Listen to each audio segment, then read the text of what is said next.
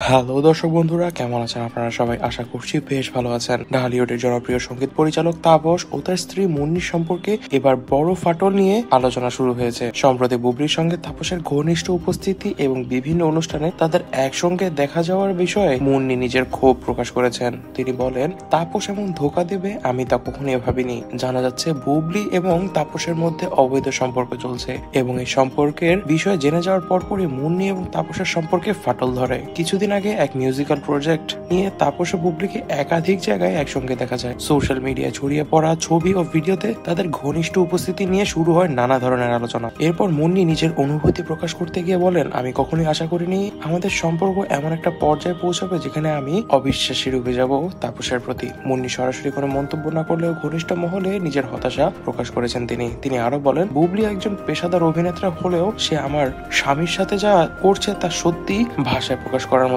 নয়। সে কিভাবে পারলো একজন বিবাহিত পুরুষের সঙ্গে এভাবে চলাফেরা করে আমার নিজেদের জীবনগুলোকে ধ্বংস করে দিতে। তাপস এই বিষয়ে এখনো কোনো মন্তব্য প্রকাশ করেনি মিডিয়ার সামনে, তবে তার ঘনিষ্ঠ একটি সূত্র থেকে জানা যাচ্ছে তাপস সম্পূর্ণ পেশাদারিত্ব বজায় রেখে বুবলির সঙ্গে কাজ করছে। বুবলির সঙ্গে কাজ করার ক্ষেত্রে কোনো ধরনের ব্যক্তিগত সম্পর্ক সে তৈরি করছে না, এমনটাই কিন্তু তার কাছের মানুষের থেকে জানা যাচ্ছে।